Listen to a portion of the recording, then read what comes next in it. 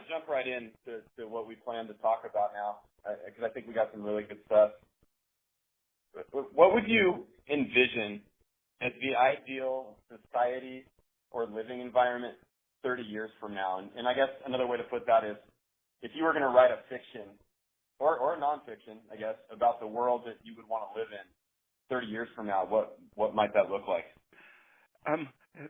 What I did in designing Blake College was writing a fiction about what it would be like to have a place where you could do what you should be doing. And that's what I think living should be a matter of learning and exploring what we should be doing so that it's constantly in control of itself.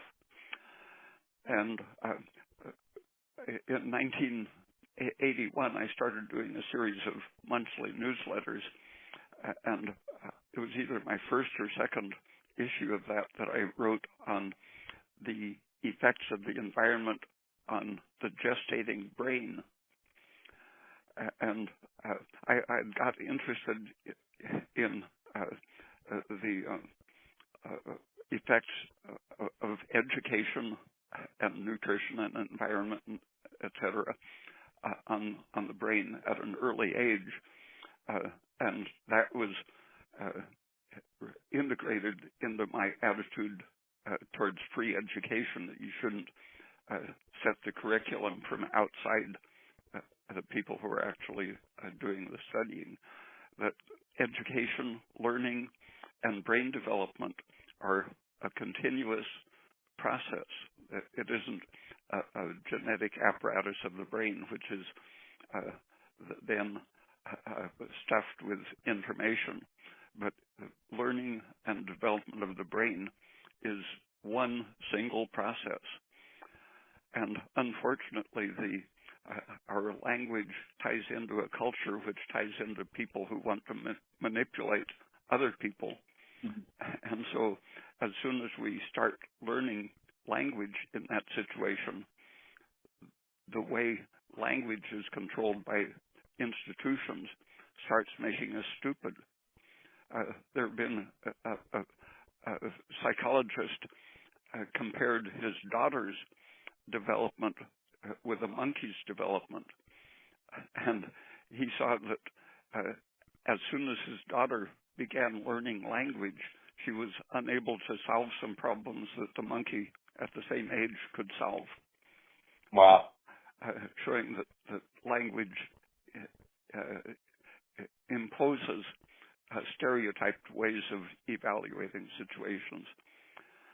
And that was why I was studying linguistics and psychology in the 1950s and 60s before I specialized in biology, seeing all the effects of the environment, cultural and biological, as shaping how we understand the world, because the brain is constantly being renewed and revised, and its course gets set pretty much during gestation.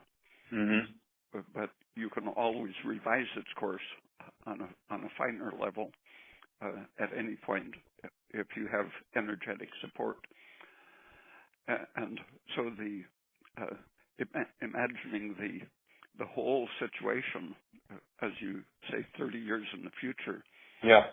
As it's going right now, the whole situation looks like life might not last more than a couple of weeks if the Iran thing keeps going the way it has been going. But if that can be overcome, then everything else can, in writing the fiction, can be overcome.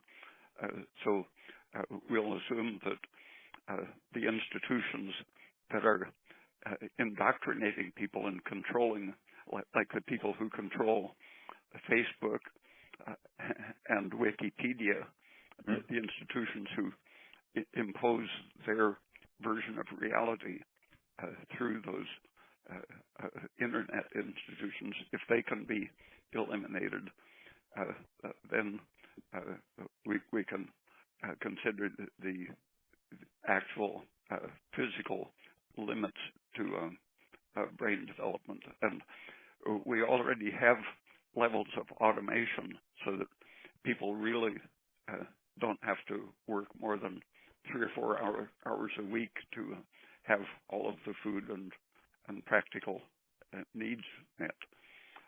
So that leaves the question of what to do with essentially all of your free time. Right. And I think that would spontaneously tend in the direction of communication, interaction, invention, and moving on to new problems constantly. That's amazing.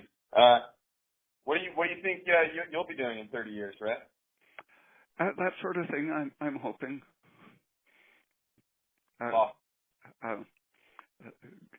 Getting things going that are more interesting than the way they've been going in recent years. What do you mean by that? There are now new generations coming on which are starting to be more critical of the existing institutions, and each generation is freeing itself from the stupefying conditions of the older generations, and so I think anyone who is listening to the events in the culture are going to be participating in, ready to participate in whatever new things become possible. And one of my longtime definitions of culture is that it's the concept, the limits of what is possible. The culture teaches us that certain things are possible, and by definition, everything else must be impossible. So if you simply change your mind, the limits of what is possible become undefined and very open.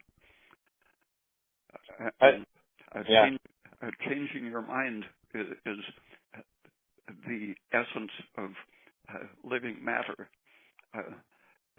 The biology is changed by every experience. The brain is constantly in development, and that involves what you're learning. So what you learn changes your structure, and so your mind is changed, and so the meaning of what you learned has changed.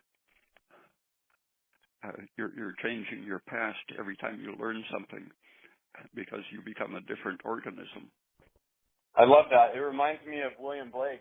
Didn't he say something to the effect of the man who never alters his opinion is like standing water and breeds reptiles of the mind? Yeah.